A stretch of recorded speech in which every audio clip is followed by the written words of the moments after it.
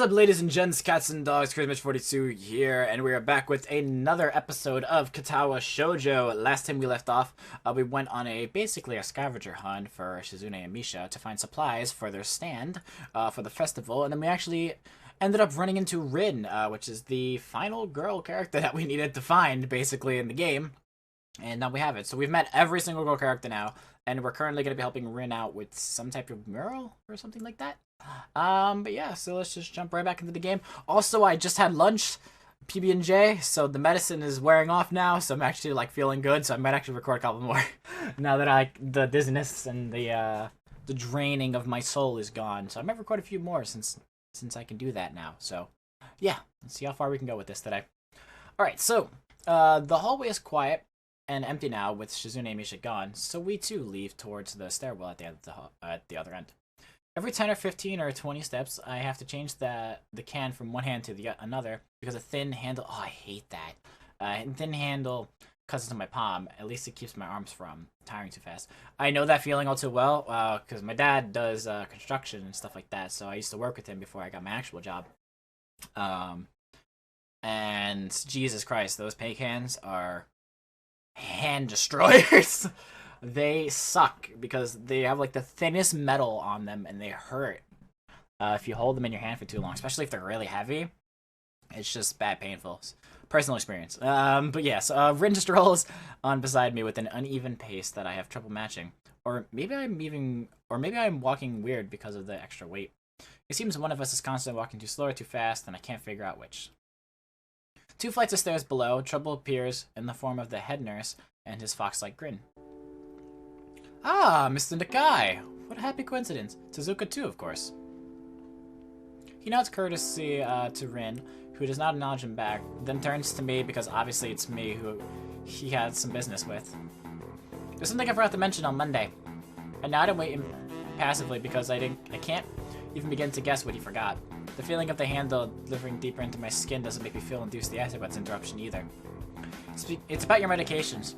Since you haven't been that long on your current medications, there might be some unexpected side effects, which might require adjusting dosages or even changing to another kind of medication. So we do a few tests regularly. But what I'd want is for you to keep an eye on everything in your condition that feels off, if you get what I mean. Nausea, headache, anything. And come see me if something happens. Alright. So how are you? Everything fine? I give him a drop the can to the floor before answering him. Apparently this takes longer than my biceps can handle. About to say something generic as an answer, but then I realize how often I've done that lately. Other people ask me that too, teachers, students here, my parents, visitors, nurses, doctors at the hospital. Everyone seems to be concerned about that. It's not just for our hospital, not so much for a school, except this school. This is a small school, and both the student base and the faculty seem to be very tightly knit. At least that's the feeling I'm getting. This is not the kind of school that gets transfer students too often. Thought sent shivers up my spine, but I give a generic answer anyway. That's great. Also, one other thing. My sources tell me that you've been at neither the school track nor even the pool.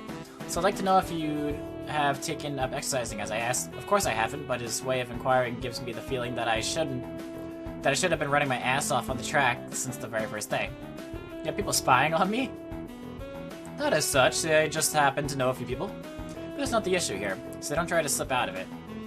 Well, I was actually just doing some improvised weightlifting as an exercise. I pick up and lift the can up and down a few times like some sad imitation of a bodybuilder, even though it's weighing down on my arms painfully. The stupid grin disappears from his face for a second, then comes back like it was never gone. Tezuka, would you give us a second? The nurse grabs me by the shoulder without waiting for Ren's permission, which he didn't need in the first place, and drags me aside. When I told you to exercise, I wasn't joking. I understand that you are still on your first week and all, but please don't ignore the importance of this. The reason I'm coming down this hard on you is that habits are not easy to form. The more you slip and postpone, the harder it'll be. It's the same with everything, like dieting. Can you promise me to be more serious about this from now on? I think probably being serious about it would be a good idea. So I'm gonna say yes. Because if I don't work on it, I don't want to drop dead on the street somewhere. So yeah. Yeah, I promise, definitely. He studies me for a moment and then shrugs, smiling again. Okay, that's more like it.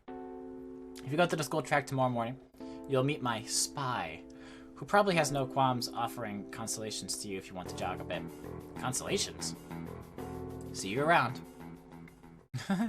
He leaves with a wave of his hand and no answer, and I walk to Rin, who has been waiting, idly leaning against the hallway wall and staring at the pale lighting fixtures in the ceiling.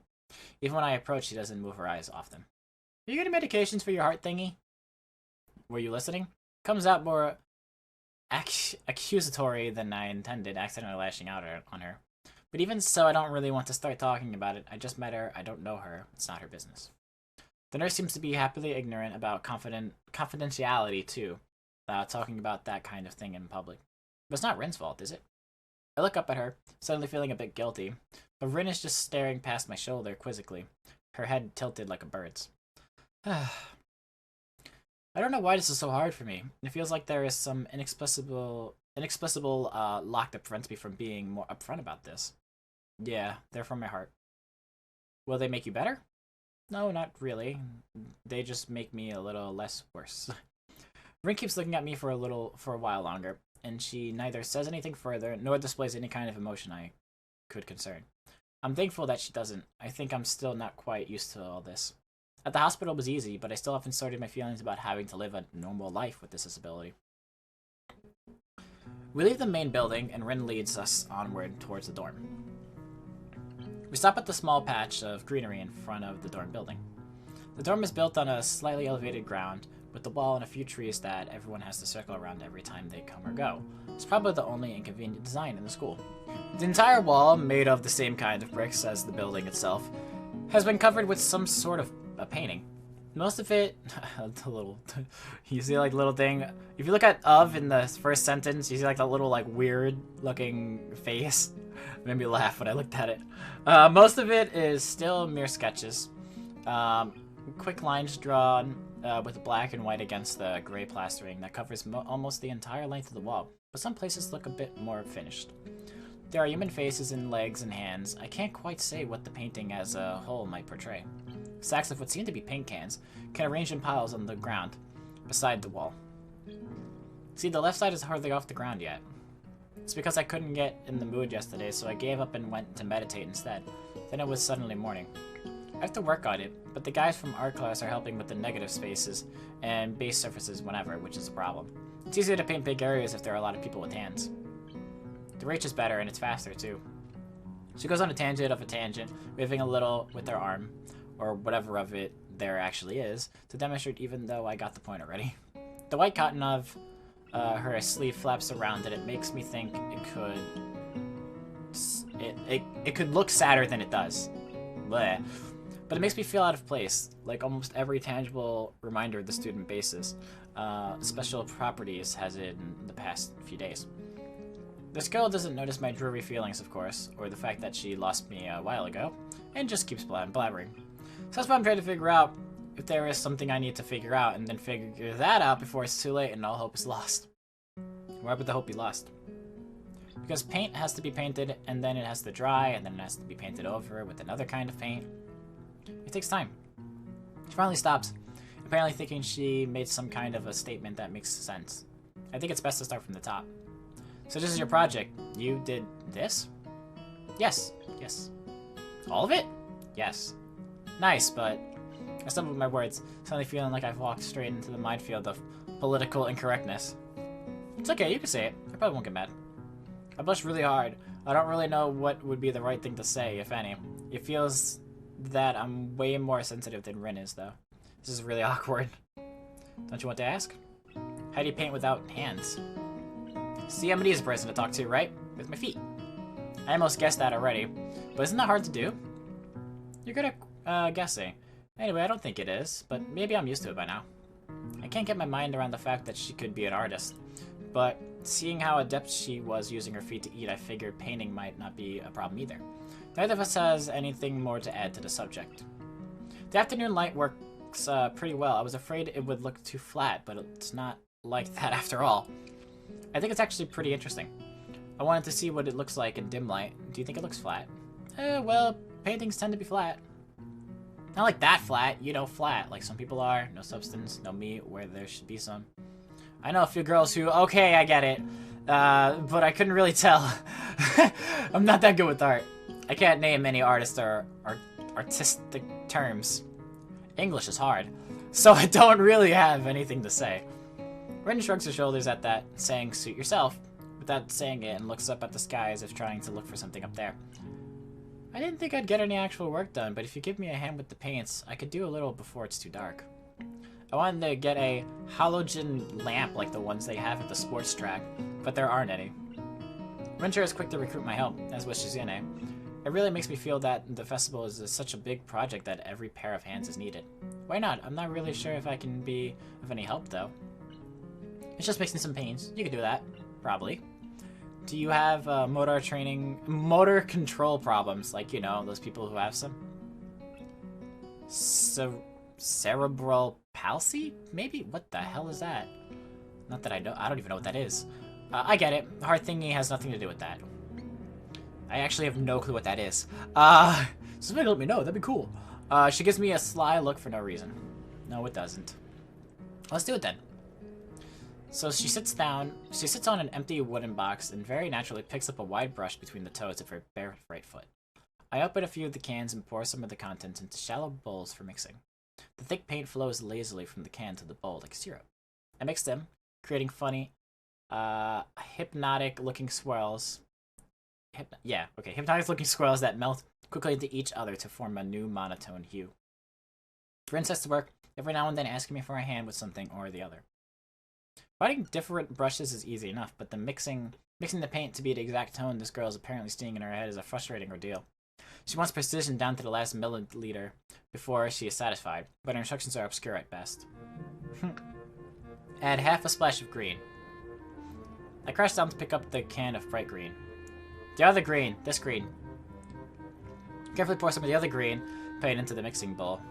No, that's almost the whole splash. More white. Oh my god. Is green a good color to add? No idea. You're the artist here. A hint of smile appears in the corner of her mouth. Do you like an opinion? No, it's just that I have no idea.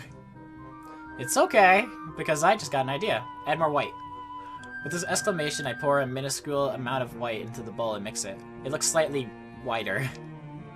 It's not good. It has to be like the color when you wake up and you know that you saw the meaning of life in your dream but can't remember it. Maybe it's yellow. What? Despite the impossibility of fixing a color like the change of seasons, or any other nonsense that's being imposed on me, I find myself enjoying it more than I thought I would. Seeing a painting being born in the plastered wall feels like magic. I spend the moments I have between mixing paints crouching down on the paving and just looking at her work.